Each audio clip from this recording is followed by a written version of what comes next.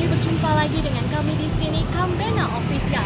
Senang sekali rasanya kami Kambena Official bisa hadir kembali menemani hari-hari dan waktu santai kalian sembari kami menghadirkan konten-konten video yang bernilai positif dan tentunya yang berdampak pada kekekalan. Masih tetap di dalam program yang sama, program SPBR, program Cari Berkat Buku Rohani, di mana program ini kalian semua bisa mengetahui isi buku tanpa harus membacanya. Di mana lagi kalau bukan di channel YouTube kesayangan kalian semua, Kambena Official.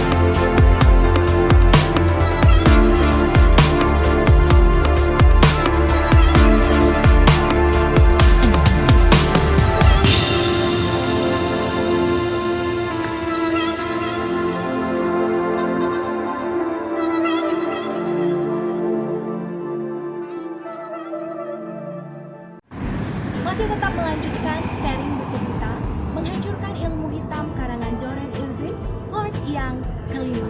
Di part yang keempat minggu yang lalu, kita sama-sama sudah mendengarkan kisah Doreen yang menceritakan tentang si panah hitam alias ibu dirinya. Doreen juga menceritakan kepada kita bagaimana usahanya untuk kabur dari rumah dan pergi ke sebuah kota yang bernama Hammersmith untuk mencari sebuah pekerjaan. Dan di part yang kelima kali ini, kita sama-sama kembali akan mendengarkan kisah Doreen yang menceritakan tentang perpisahannya dengan adik-adiknya karena Doreen menerima sebuah tawaran pekerjaan dari sang kapten sahabatnya untuk menjadi seorang pelayan rumah tangga di sebuah kota yang bernama Crawley. Doreen juga menceritakan tentang pengalaman-pengalamannya yang baru selama menjadi pelayan rumah tangga. Doreen juga mengisahkan bagaimana nyonya besarnya merubah penampilan Doreen secara total.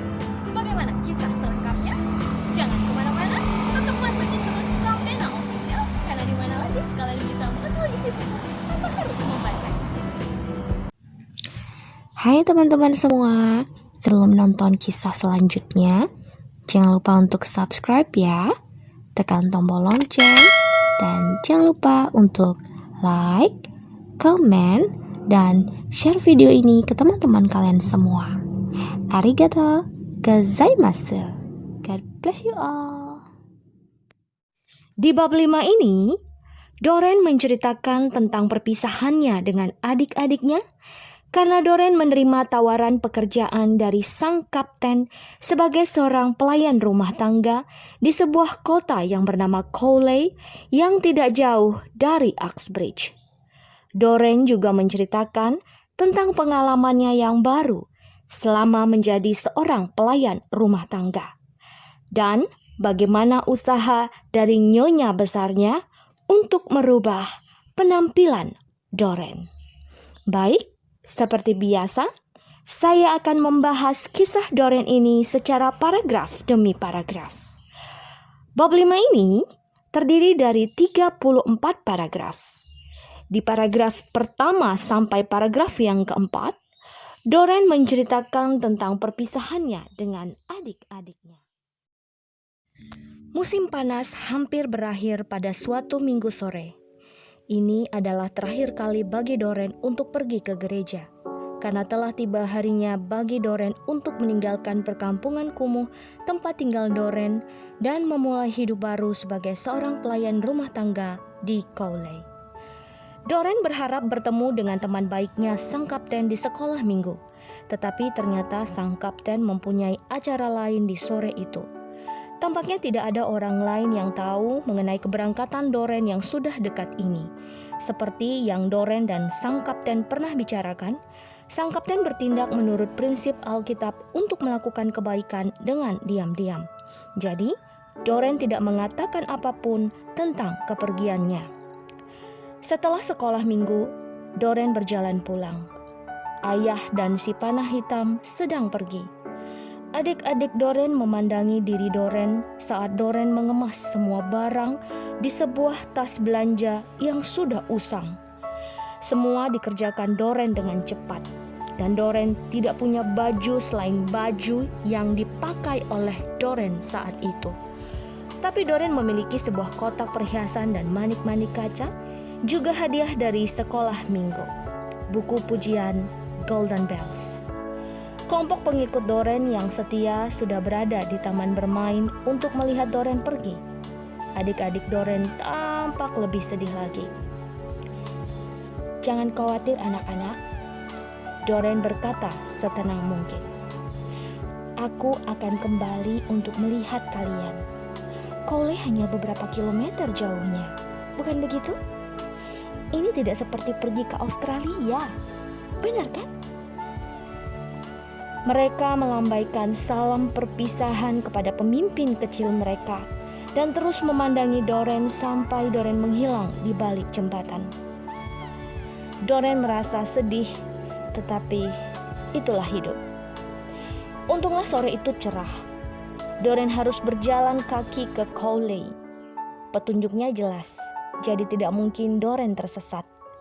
Meski demikian, Doren merasa gelisah. Seperti apa kira-kira tempat itu nantinya ya? Apakah pengalamanku akan sama seperti di Hammersmith?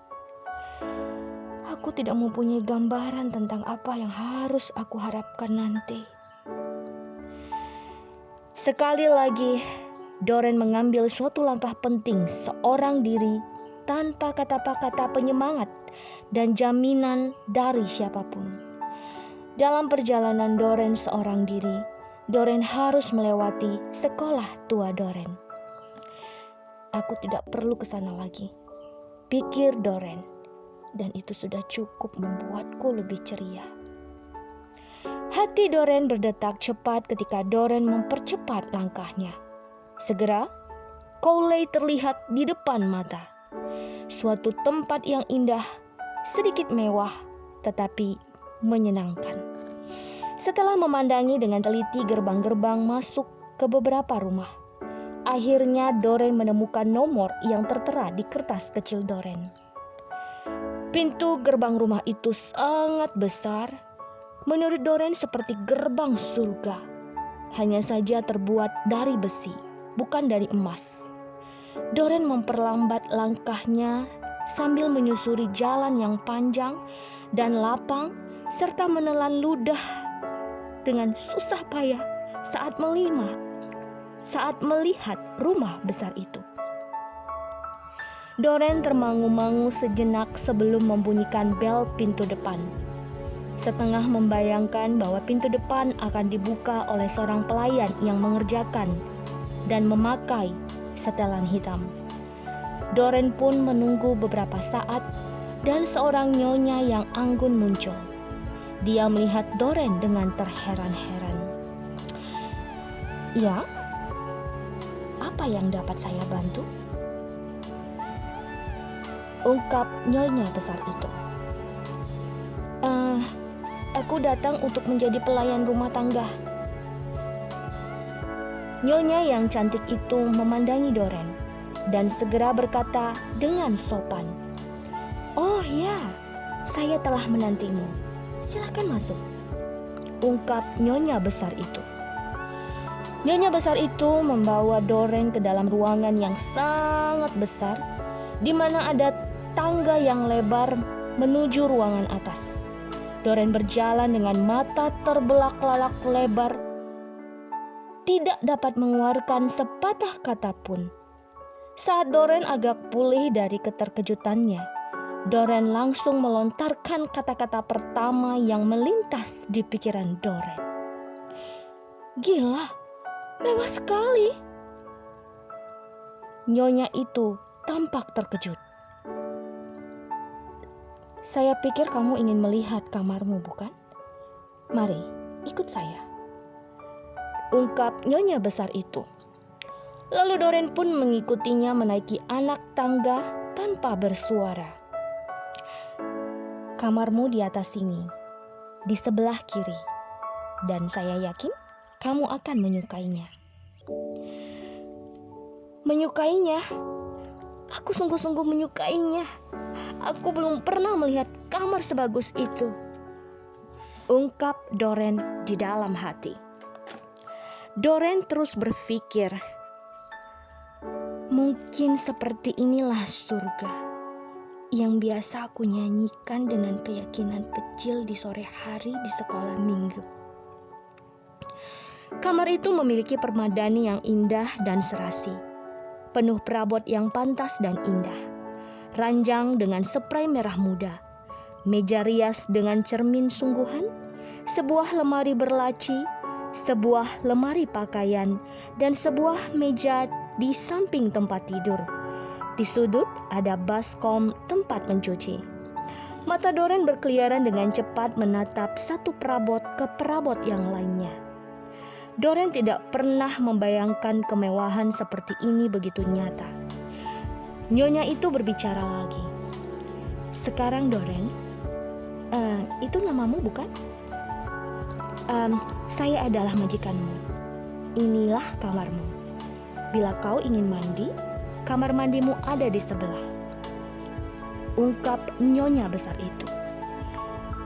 "Kamar mandiku? Aku sulit percaya pada apa yang kudengar dan kulihat," pikir Doren di dalam hati. "Seragammu ada di lemari berlaci. Kau dapat menaruh barang-barang pribadimu di laci meja rias dan lemari pakaian," ungkap nyonya besar itu. Mengingat Doren tiba hampir tidak membawa apa-apa, kata-katanya bernada selidik kapan barang-barangku akan tiba. "Aku tidak punya barang bawaan, Nyonya," ungkap Doren. "Maksudmu? Kau tidak punya barang-barang lainnya?" ungkap nyonya besar itu.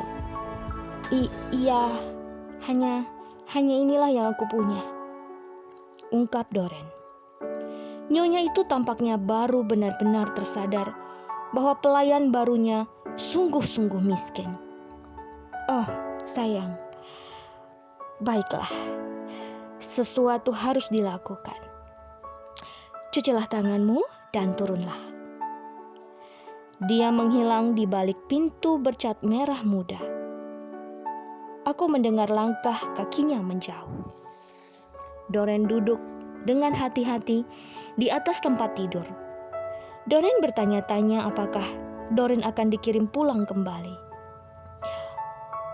Doren menenangkan dirinya sendiri, mengeluarkan barang-barangnya yang sedikit dan meletakkannya di atas meja rias.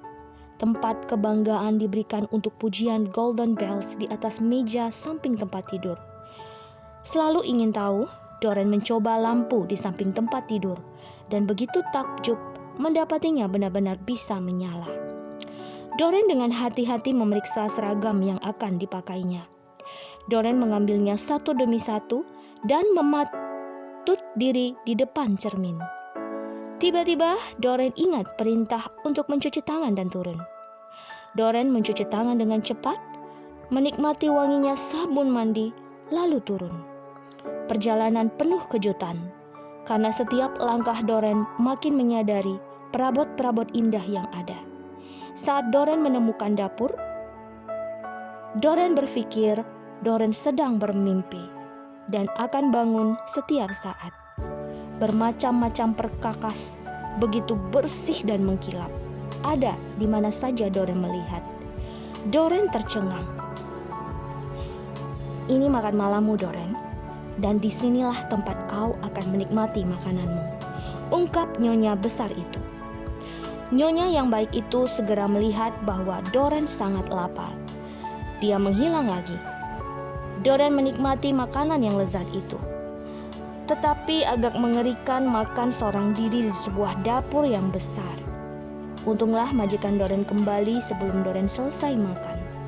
Meski ini suatu awal yang aneh, entah bagaimana Doren merasa segala sesuatunya akan baik-baik saja.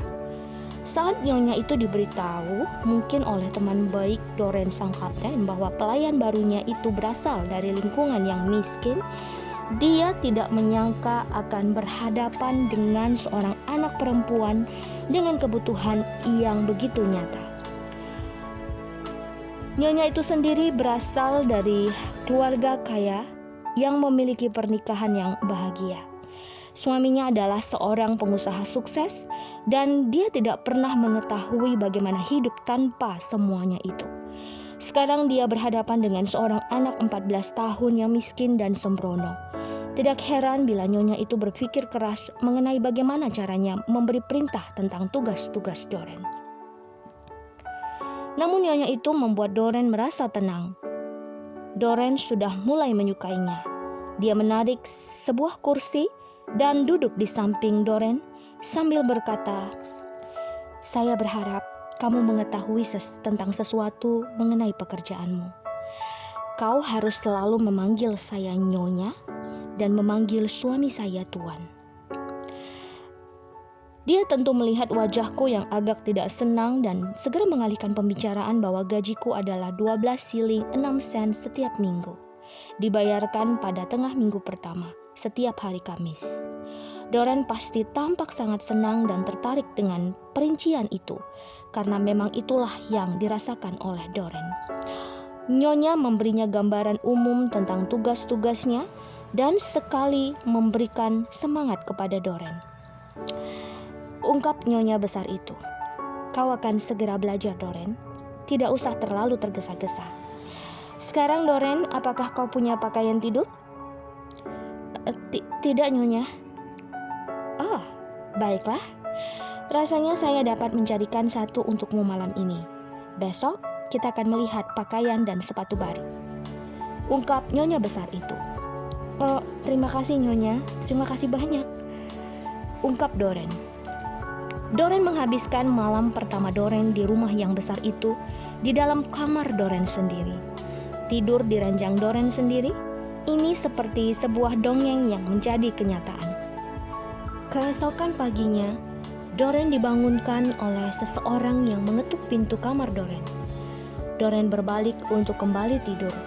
Namun Doren ingat bahwa Doren adalah seorang pelayan dan Doren segera meloncat dari tempat tidurnya. Doren bertanya-tanya apakah Doren diharuskan untuk mengenakan salah satu dari seragam yang ada.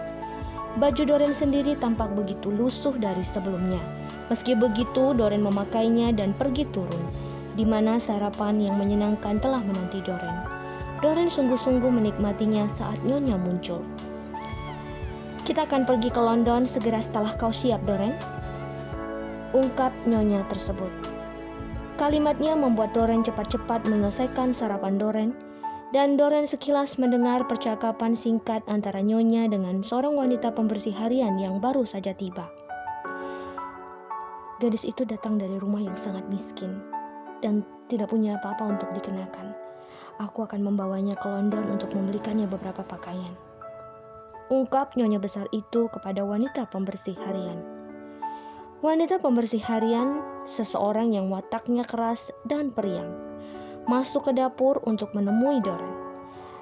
Dia memandangi Doren sebentar sebelum mulai bicara. "Hai Doren, aku Ibu Hill, pembantu harian di sini. Aku harap kita bisa menjadi teman baik," ungkap wanita pembersih itu. Sesaat Doren merasa curiga. Doren tidak tahu harus berkata apa dan hanya berusaha tampak sopan. Kemudian Doren tahu bahwa Ibu Hill itu telah bekerja di rumah besar itu cukup lama. Doren bertanggung jawab untuk membersihkan ruang bawah dan menyiapkan meja makan, sedangkan wanita pembersih harian itu bertanggung jawab untuk membersihkan kamar tidur. Keluarga itu juga menyewa seorang juru masak yang sedang mengambil cuti sewaktu Doren tiba. Doren bertanya-tanya apakah Doren bisa cocok dengan semua orang.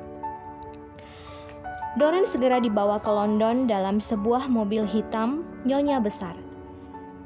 Dia menyetir dan menanyai Doren beberapa pertanyaan tentang diri Doren.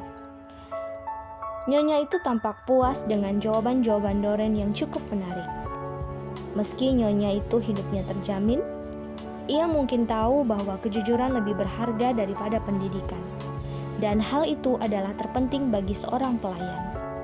Doren benar-benar jujur dengan jawabannya. Mereka pun tiba di London.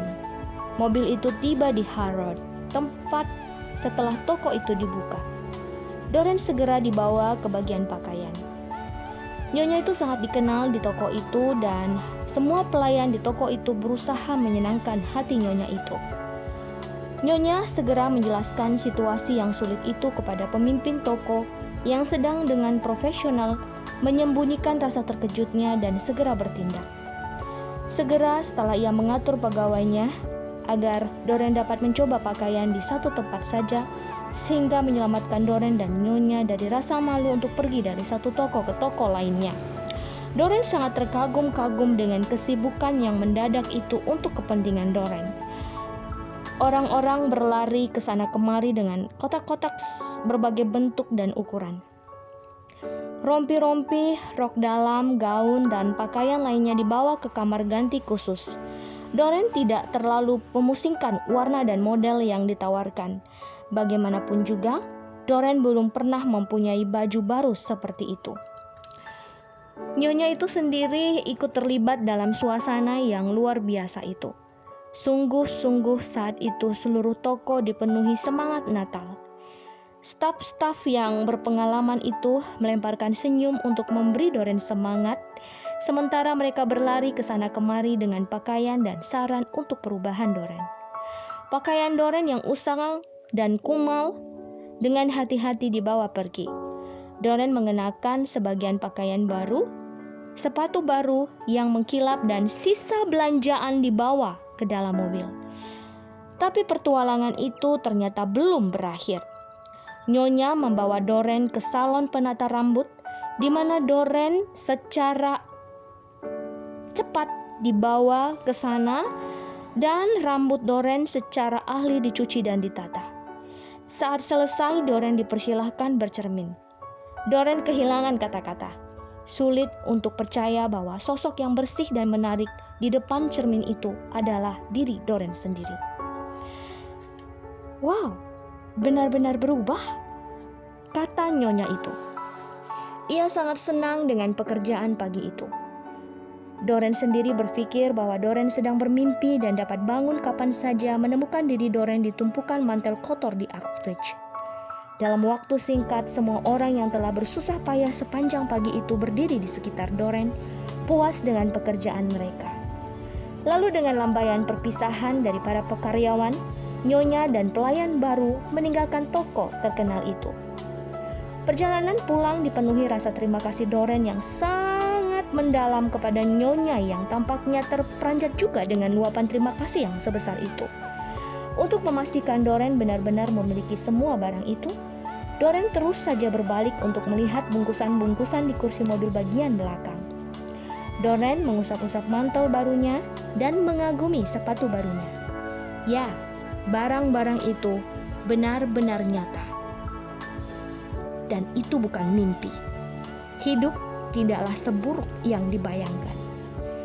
Kembali ke Cowley, Doreen bertemu juru masak.